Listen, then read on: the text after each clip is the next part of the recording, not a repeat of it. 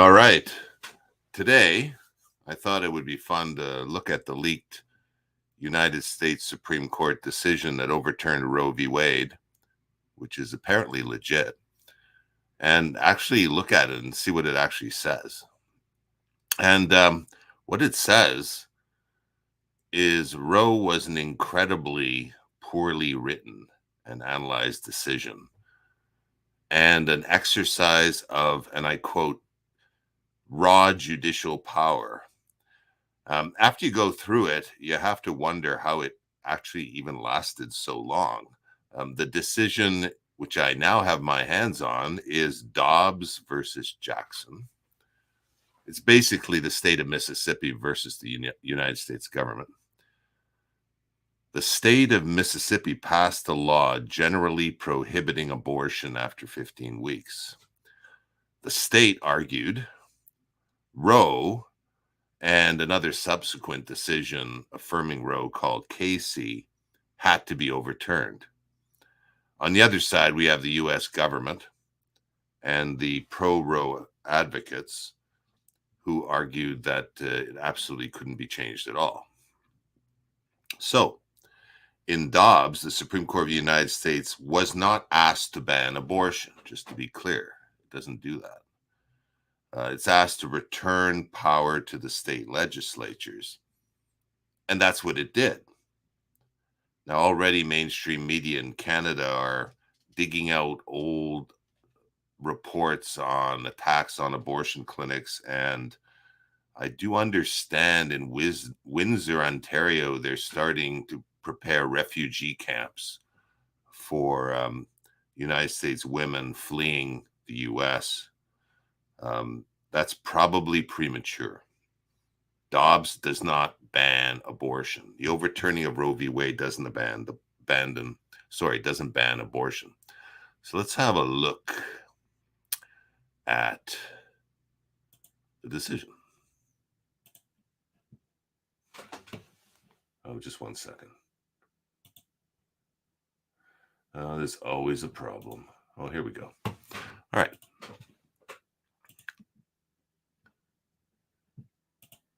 All right, here it is. Dobbs and Jackson, a decision of Justice Alito. Abortion presents a profound moral issue on which Americans hold sharply conflicting views. Some believe fervently that a human person comes into being at conception and that abortion ends an innocent life. Others feel just as strongly that any regulation of abortion invades a woman's right to control her own body and prevents women from achieving full equality. Still others in a third group think that abortion should be allowed under some, but not all circumstances. And those within this group hold a variety of views about the particular restrictions that should be imposed. For the first 185 years after the adoption of the Constitution, each state was permitted to address this issue in accordance with the views of its citizens. Then, in 1973, this court decided Roe v. Wade. Even though the Constitution makes no mention of abortion, the court held that it confers a broad right to obtain one. It did not claim that American law or the common law had ever recognized such a right, and its survey of his history ranged from the constitutionally irrelevant, for example, its discussion of abortion in antiquity, to the plainly incorrect, for example, its assertion that abortion was probably never a crime under the common law. After cataloging a wealth of other information, having no bearing on the meaning of the Constitution, the opinion concluded with a numbered set of rules, much like those that might be found in a statute enacted by a legislature. Under this scheme, each trimester of pregnancy was regulated differently, but the most critical line was drawn at roughly the end of the second trimester, which at the time corresponded to the point at which a fetus was thought to achieve viability, the ability to survive outside the womb. Although the court acknowledged that states had a legitimate interest in protecting potential life, it found that this interest could not justify any restriction on previous on pre-viability abortions. The court did not explain the basis for this line, and even abortion supporters have found it hard to defend Roe's reasoning. One prominent constitutional scholar wrote that he would vote for a statute very much like the one the court ended up drafting if he were a legislator, but his assessment of Roe was memorable and brutal. Roe was not constitutional law at all and gave almost no sense of an obligation to try to be. At the time of Roe, 30 states still prohibited abortion at all stages. In years prior to that decision, about a third of the states had liberalized their laws. But Roe abruptly ended that political process. It imposed the same highly restrictive regime on the entire nation and effectively struck down the abortion laws of every single state, as Justice Byron aptly put it in his dissent. The decision represented the exercise of raw judicial power, and it sparked a national controversy that has embittered our political culture for half a century. Eventually, in Planned Parenthood and blah, blah, blah, the court revisited Roe. Oh, that's the Casey decision, so I shouldn't blah, blah, blah it. Planned Parenthood and Casey. The court revisited Roe, but the members of the court split three ways. Two justices expressed no desire to change Roe in any way. Four others wanted to overrule the decision in its entirety. And the three remaining judges who jointly signed the controlling opinion took a third position. Their opinion did not endorse Roe's reasoning, and it even hinted that one or more of its authors might have reservations about whether the Constitution protects the right to abortion. But the opinion concluded that stare decisis, which calls for prior decisions to be followed in most instances, required adherence to what it called Roe's central holding, that a state may not constitutionally protect fetal life before viability, even if that holding was wrong. Anything less, the opinion claimed, would undermine respect for this court and the rule of law. Paradoxically, the judgment in Casey did a fair amount of overruling. Several important abortion decisions were overruled in toto, that means in total, and Roe itself was overruled in part. Casey threw out Roe's trimester scheme and substituted a new rule of uncertain origin under which states were forbidden to adopt any regulation that imposed an undue burden on a woman's right to have an abortion. The decision provided no clear guidance about the difference between a due and undue burden, but the three justices who authored the controlling opinion called the contending sides of a national controversy to end their national division by treating the court's decision as the final settlement of the question of the constitutional right to abortion. And obviously, that worked out really well. As has become increasingly apparent in the intervening years, Casey did not achieve that goal. Americans continue to hold passionate and widely divergent views on abortion, and state legislatures have acted accordingly. Some have recently enacted laws allowing abortion with few restrictions at all stages of pregnancy. Others have tightly restricted abortion beginning well before viability. And in this case, 26 states have expressly asked this court to overrule Roe and Casey and allow the states to regulate or prohibit pre-viability abortions. Before us now is one such state law. The state of Mississippi asks us to uphold the constitutionality of a law that generally prohibits abortion after the 15th week of pregnancy, several weeks before the point at which a fetus is now regarded as viable outside the womb. In defending this law, the state's primary argument is that we should reconsider and overrule Roe and Casey, and once again allow each state to regulate abortion as its citizens wish. On the other side, respondents and the Solicitor General ask us to reaffirm Roe and Casey, and they contend that the Mississippi law cannot stand if we do so. Allowing Mississippi to prohibit abortions after 15 weeks of pregnancy, they argue, would be no different than overruling Casey and Roe entirely. They contend that no half measures are available. And this is actually this is like a legal joke. the U.S. government and the pro-Roe contingent said no compromises. And have you heard that recently? We will not compromise. We will not give an inch. We will not negotiate. Hey, truckers, we will not negotiate. It didn't work so well in this case, and this is kind of a legal joke. They contend that no half measures are available, and that we must either reaffirm or I blew it. They contend that no half measures are available, and that we must either reaffirm or overrule Roe and Casey. Pause. The court says, we hold that Roe and Casey must be overruled. Well, that's your joke. The Constitution makes no reference to abortion, and no such right is implicitly protected by any constitutional provision, including the one on which the defenders of Roe and Casey now chiefly rely, the Due Process Clause of the 14th Amendment.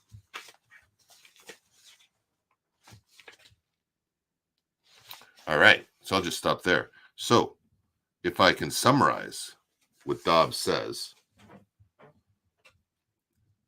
before we get into all the details. Dobbs says the U.S. Constitution makes no reference to abortion. It's not referred to in the Constitution. Dobbs says no such right is implicitly protected. And by the way, it notes, Roe's already overturned in part in many subsequent decisions, so it was teetering anyway. Casey abandoned the right to privacy concept, which I didn't know. When I thought of Roe, I thought it was about the right to privacy. In fact, that had been abandoned. So abortion had to be founded for the most part on the Due Process Clause of the 14th Amendment to the U.S. Constitution.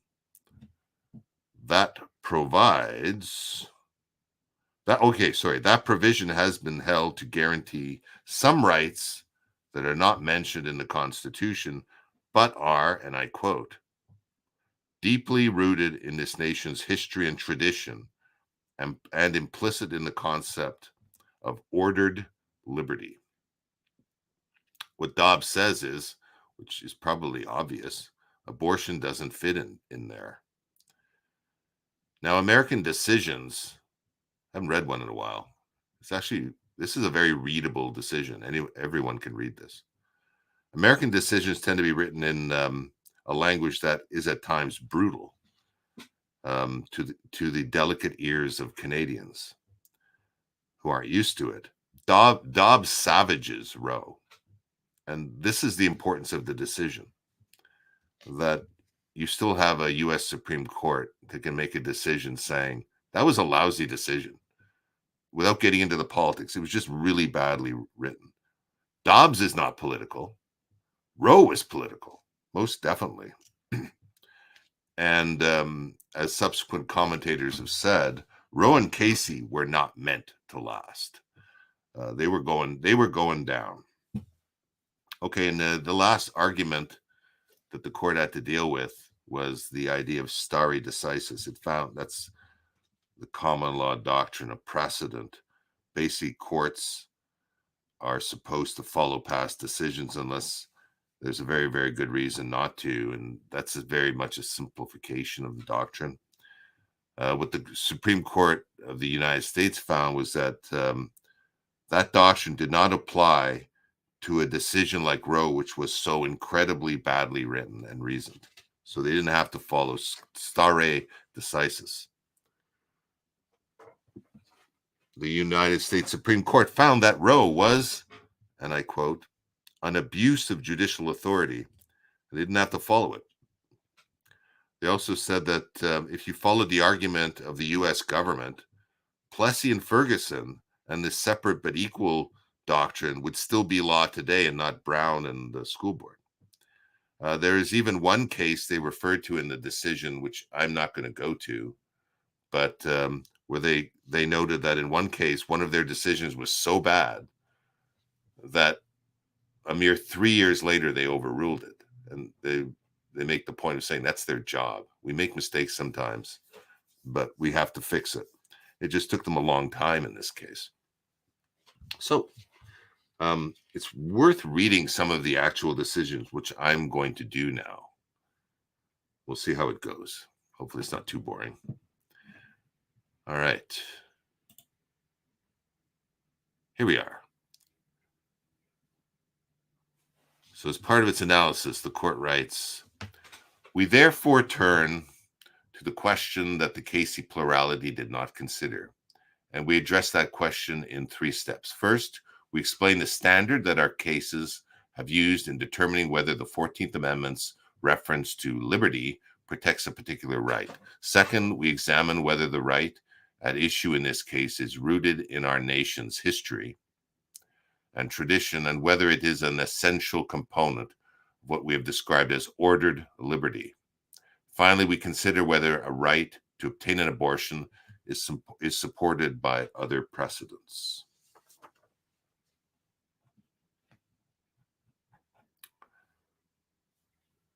Roe, the court wrote, however, was remarkably loose in its treatment of the constitutional text.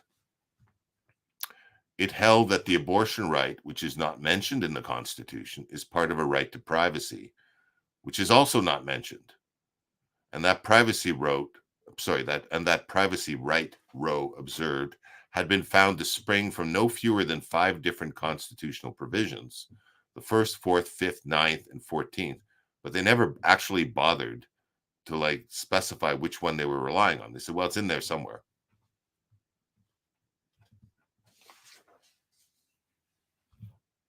Jumping over to Casey here, the court notes here on page 10, the Casey court did not defend this unfocused analysis. So you see a lot of that in this decision. The adjectives are really good. The Casey court did not defend this unfocused analysis and instead grounded its decision solely on the theory that the right to obtain an abortion is part of the liberty protection of the 14th Amendment's due process clause. Now, let's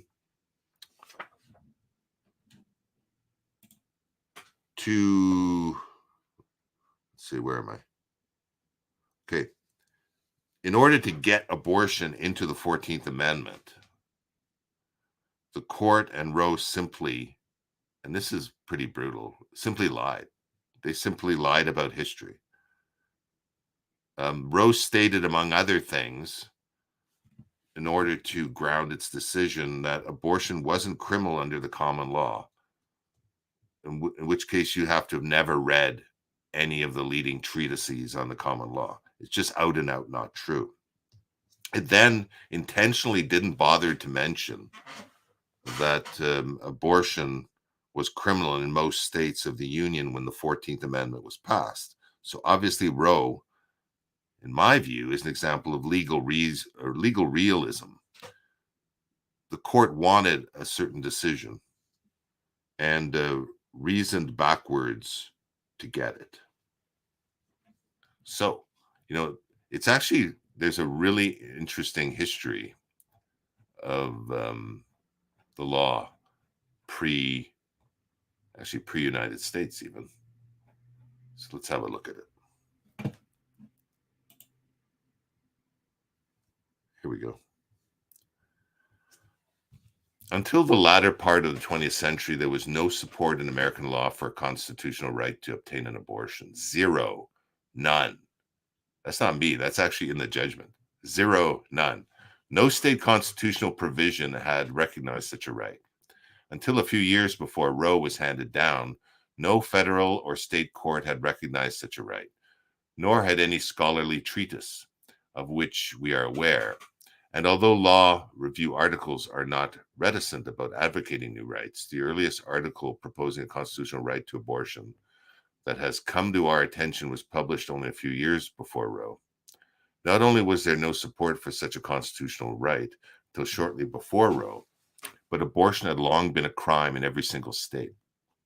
At common law, abortion was criminal in at least some stages of pregnancy and was regarded as unlawful and could have very serious consequences at all stages.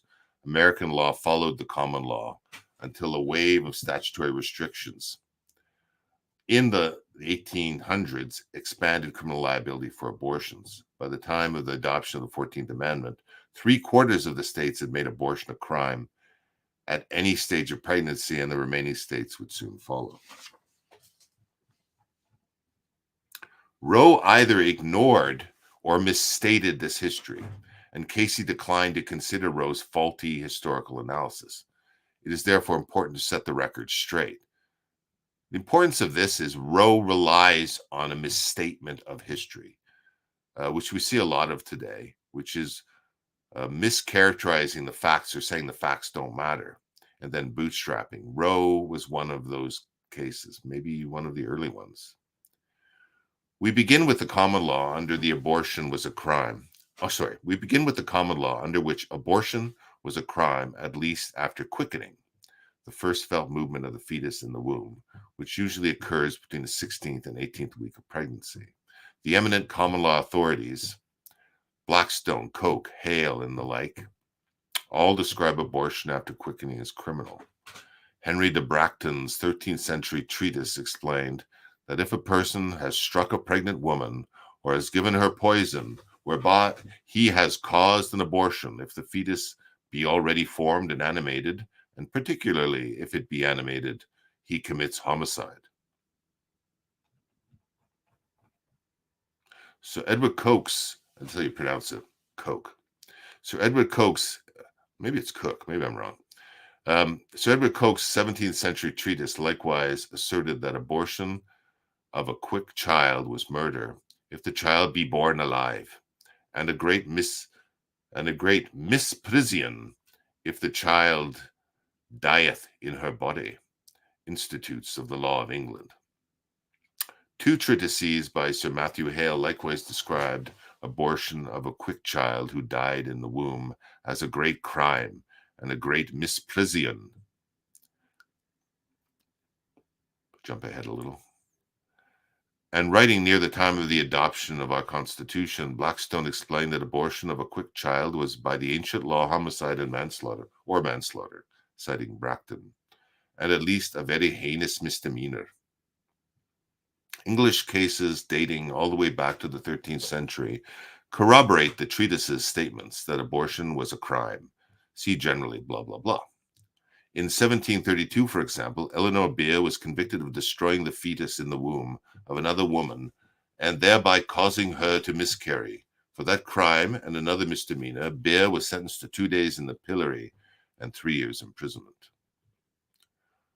Although a pre-quickening abortion was not itself considered homicide, it does not follow that abortion was permissible at common law, much less that abortion was a legal right. Quite to the contrary, in the 1732 case mentioned above, the judge said of the charge of abortion, with no mention of quickening, that he had never met with a case so barbarous and unnatural. Similarly, an indictment from 1602, which did not distinguish between a pre-quickening and post-quickening abortion, described abortion as pernicious and against the peace of Our Lady the Queen, her crown and dignity. That the common law did not condone even pre-quickening abortions is confirmed by what one might call a proto-felony murder rule.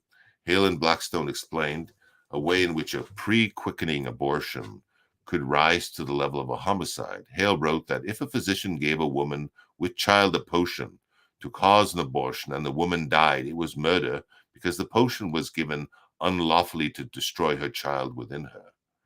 As Blackstone explained, to be murder, a killing had to be done with malice aforethought, either express or implied. In the case of an abortionist, Blackstone wrote, the law will imply malice for the same reason that it would imply malice if a person who intended to kill one person accidentally killed a different person. If one shoots at A and misses him but kills B, this is murder because of the previous felonious intent, which the law transfers from one to the other. The same is the case where one lays poison for A and B, against whom the prisoner had no malicious intent, takes it, and it kills him. This is likewise murder. So also if one gives a woman with child a medicine to procure abortion, and it operates so violently as to kill the woman, this is murder in the person who gave it. Notably, Blackstone, like Hale, did not state that this proto-felony murder rule required that the woman be with quick child, only that she be with child. And it is revealing that Hale and Blackstone treated abortionists differently from other physicians or surgeons who caused the death of a patient without any intent of doing the patient any bodily hurt. These other physicians, even if unlicensed, would not be guilty of murder or manslaughter. But a physician performing abortion would, precisely because his aim was an unlawful one. In sum, although the common law authorities differed on the severity of punishment for abortions committed at different points in pregnancy, none endorsed the practice. Moreover, we are aware of no common law case or authority, and the parties have not pointed to any that remotely suggests a positive right to procure an abortion at any stage of pregnancy.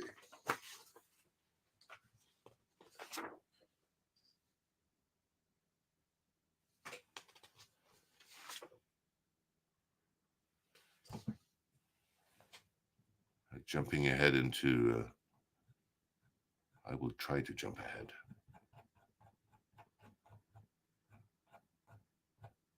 Here we go. The court goes on. This is page 23. In this country during the 19th century, the vast majority of the states enacted statutes criminalizing abortion at all stages of pregnancy. By 1868, when the 14th Amendment was ratified, 3/4 of the states, 28 out of 37, had enacted statutes making abortion a crime, even if it was performed before quickening. The trend in the territories that would become the last 13 states was similar. So on it goes.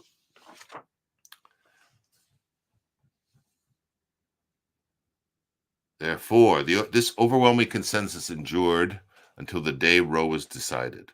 At that time, also by the Roe court's own count, a substantial majority, 30 states, still prohibited abortion at all stages except to save the life of the mother.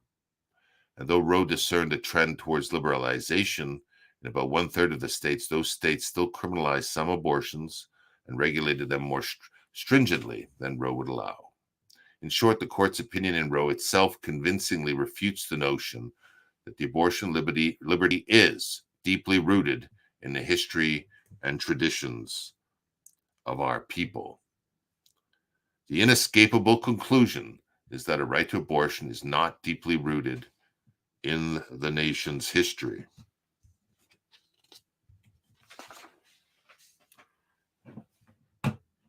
All right, so basically the court says respondents did not have a persuasive answer to this historical evidence.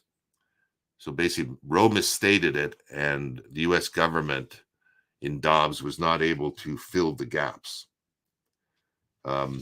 What cases were brought forward at the time of Roe were very recent. There were some recent articles, some recent, I think, district court decisions that kind of went the other way, but nothing like a history that would be necessary to meet the test that we've been going over, that this was somehow rooted in tradition. Instead, what occurred was Roe relied largely on 2 articles by pro-abortion advocates who claimed that Cook had intentionally misstated the common law because of his strong anti-abortion views. And what Dobbs highlights is this was basically fake news. These articles were discredited. And as the court says at page 26, and it has come to light that even members of Jane Roe's legal team did not regard them as serious scholarship. An internal memorandum characterized this author's work as donning the guise of impartial scholarship while advancing the proper ideological goals. So Roe is relying on basically fake science, fake stuff. All right. So what does the U.S. government fall on then? And this is dealt with at page 30 of the decision. So that didn't work. So what's their argument to uphold Roe if there's really no historical way to get it into the 14th Amendment? Instead of seriously pressing the argument that the abortion right itself has deep roots, supporters of Roe and Casey contend that the abortion right is an integral part of a broader entrenched right. Roe termed this a right to privacy, and Casey described it as the freedom to make intimate personal choices that are central to personal dignity and autonomy, which is kind of interesting, making that argument after the 2 years we've been through with the pandemic and the things that have occurred. And as I've always stated, when you get into the public interest, you can't you can't hermetically seal one from the other. If you say, well, it's in the public interest to do this for health reasons, well, there's also other public interests that will affect your rights. So be very careful. But anyway, at any rate, however current affairs have affected the argument, in Roe and in Dobbs, they argued that at the heart of liberty is the right to define one's own concept of existence, of meaning, and of the universe, and of the mystery of human life. The court did not claim that this broadly framed right is absolute, and no such claim would be plausible. While individuals are certainly free to think and to say what they wish about existence, meaning, and the universe, and the mystery of human life, they are not always free to act in accordance with those thoughts. License to act on the basis of such beliefs may correspond to one of the many understandings of liberty, but it is certainly not ordered liberty.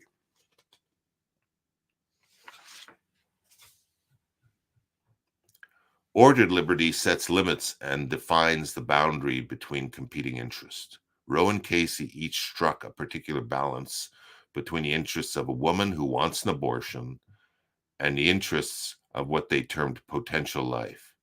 But the people of the various states may evaluate those interests differently. In some states, voters may believe that the abortion right should be even more extensive than the right that Roe and Casey recognized. Voters in other states may wish to impose tight restrictions based on their belief that abortion destroys an unborn human being. Our nation's historical understanding of ordered liberty does not prevent the people's elected representatives from deciding how abortion should be regulated.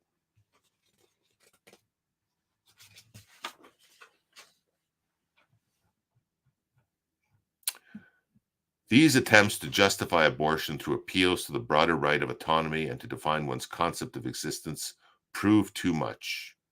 Those criteria, at a high level of generality, would license fundamental rights to illicit drug use, prostitution, and the like. And I found that kind of interesting because welcome to Canada. Maybe not quite that far, but we're getting there. And here's some more great language. At page, let me try to spare your eyes while I find this page. So the court then says at page 40, let's see. Yeah, here we go.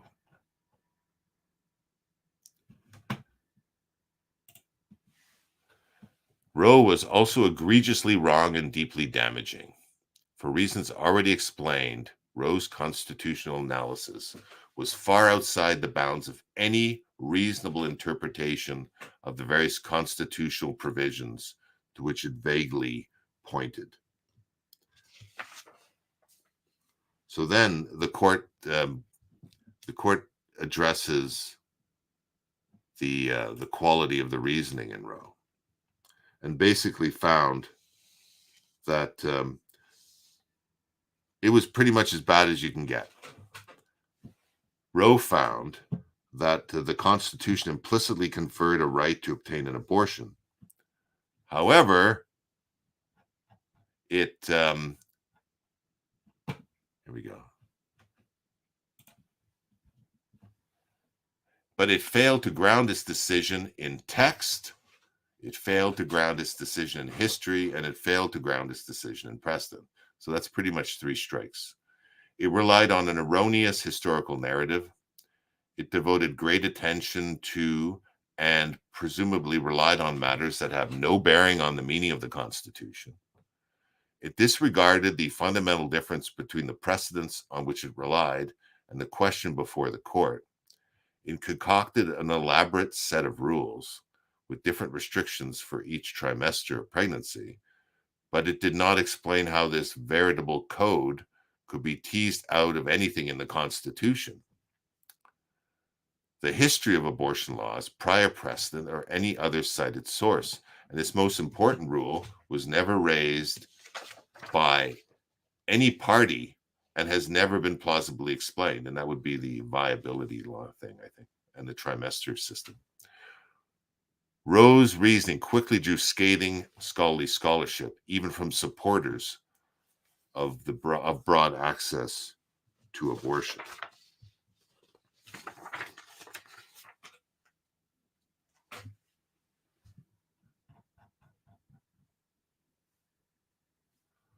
Not only did this scheme resemble the work of a legislature, but the court made little effort to explain how these rules could be deduced from any of the sources on which constitutional decisions are usually based. We have already discussed Roe's treatment of constitutional text, and the opinion failed to show that history, precedent, or any other cited source supported its scheme.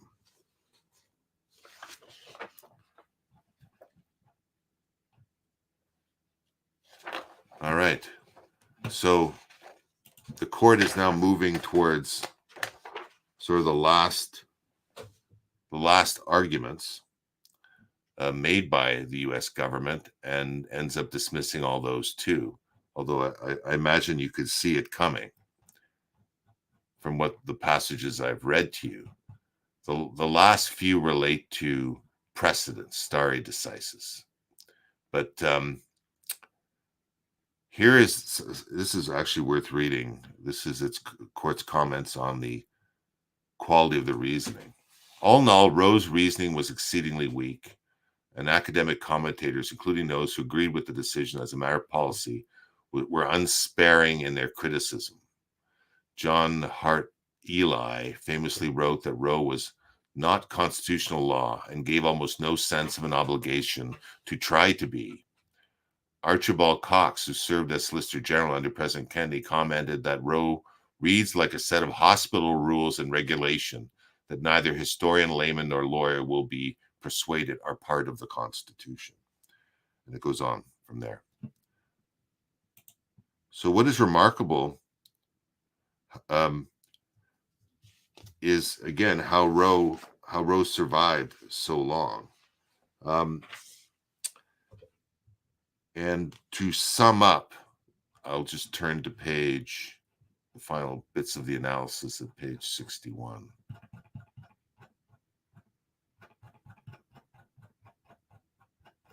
Okay, here we go.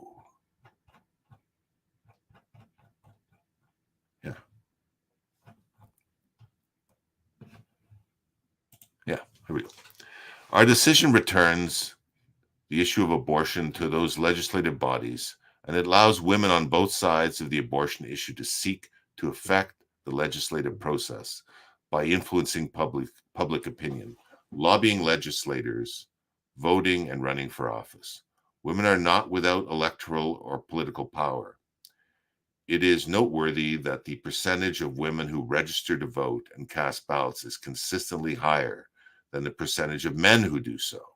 In the last election in November 2020, women, who make up around 51.5% of the population of Mississippi, constituted 55.5% of the voters who cast ballots. Unable to show concrete reliance on Roe and Casey themselves, the Solicitor General suggests that overruling those decisions would threaten the court's precedents, holding that the Due Process Clause protects other rights. That is not correct for reasons we have already discussed, as even the Casey plurality recognized abortion is a unique act because it terminates life or potential life. And to ensure that our decision is not misunderstood or mischaracterized, we emphasize that our decision concerns the constitutional right to abortion and no other right. Nothing in this opinion should be understood to cast doubt on precedents that do not concern abortion. And there you have it. Roe was just a really bad decision. What is interesting in terms of the Canadian context and the Canadian reaction to Dobbs, apart from the mild hysteria, is looking back at our abortion case, which is called Morgentaler, from I think 1988.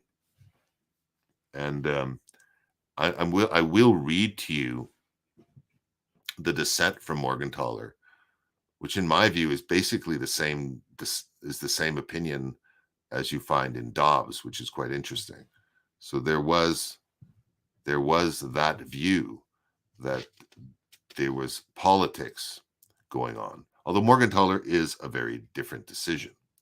And contrary to what our politicians here say, our Morgentaler decision did not enshrine a constitutional right of any kind. The freedom of a woman to choose belongs to her and her alone. In Canada, every woman has a right to a safe and legal abortion. Well, actually, that's not true. The Morgentaler decision did not declare a right to abortion. And I'll get to that in a sec. Certainly, no one's stopping women from getting abortions in Canada, but there's no constitutionally protected right under the Charter of Rights and Freedoms. There's no decision that states that. The Morgentaler decision struck down an abortion law that was on the books in Canada using the criminal code. And just before I go any further, unlike the US, and I think it's pretty, I don't think I'm going out of line when I say abortion's within the domain of criminal jurisprudence. Legislation on abortion tends to be treated within the context of criminal law. Outside of that, it's a health issue. But where it is banned or restricted tends to be done under the criminal code, at least in common law and Canadian history. And by the late 80s, abortion was regulated under the Criminal Code of Canada. And what had been set up under the provisions of the Criminal Code were these elaborate therapeutic abortion committees with all kinds of rules and restrictions and criteria that, quite frankly, were obviously designed to discourage women from having abortions and had nothing or very little to do with health. And the Supreme Court of Canada says, no, we've got a charter now. This type of stuff is arbitrary and unfair, and struck it down. It was colorable legislation, although I don't think they use that language. That's what I would describe it as. Unfair, arbitrary. And for that reason, the court said, no, you can't. You're going to have to do better, Parliament. Go redraft the law. And as they never came back, I think Brian Mulroney, Prime Minister, 1993 or 1991, tried to get an abortion law through. It got through Parliament, the House of Commons. It was defeated in the Senate. And we haven't had any law at all. So essentially we have anarchy in Canada in the sense of no law. So when Trudeau says there's a right to an abortion, that's not true. Although the government has pushed that line for a long time. If we actually look at the Morgentaler decision briefly, you can see the reasoning. And this is a decision of one of the judges. Let me see if I can share that screen. Yeah, here we go. Yeah, so this is part of the Morgentaler decision. The procedure and restrictions stipulated in Section 251 for access to therapeutic abortions make the defense illusory, resulting in a failure to comply with the principles of fundamental justice. A therapeutic abortion may be approved by a therapeutic abortion committee of an accredited or approved hospital. The requirement of Section 2514 of the Criminal Code that at least 4 physicians be available at that hospital to authorize or to perform an abortion in practice makes abortions unavailable in many hospitals. The restrictions attaching to the term accredited automatically disqualifies many Canadian hospitals from undertaking therapeutic abortions. The provincial approval of a hospital for the purpose of performing therapeutic abortions further restricts the number of hospitals offering the procedure. Even if a hospital is eligible to create a therapeutic abortion committee, there is no requirement in Section 251 that the hospital need do so. Provincial regulation as well can heavily restrict or even deny the practical availability of the exculpatory provisions. So, this was the striking down of a particularly poorly drafted bit of legislation that was not really concerned at all about women's health, was more concerned about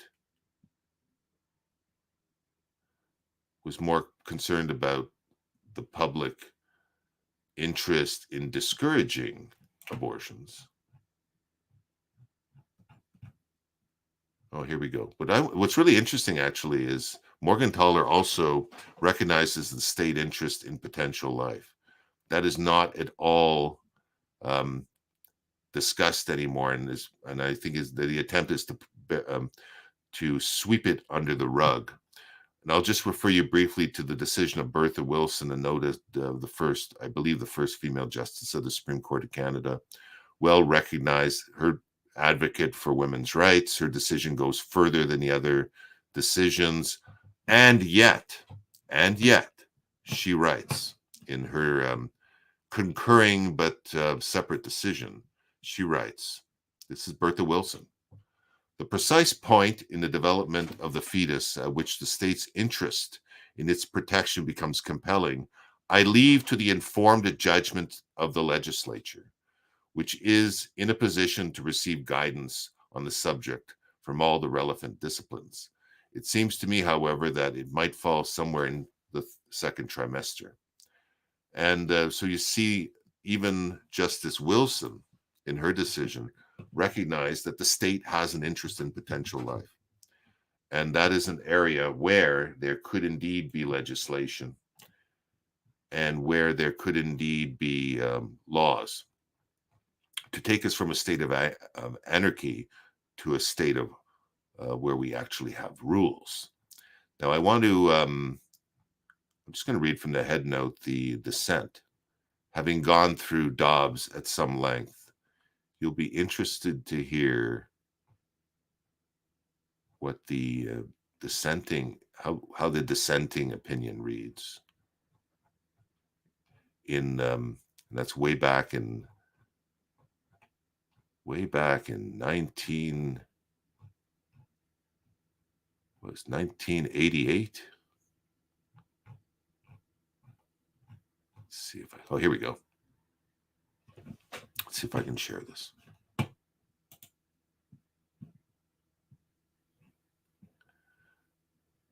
So this is the dissenting opinion of McIntyre and Forrest.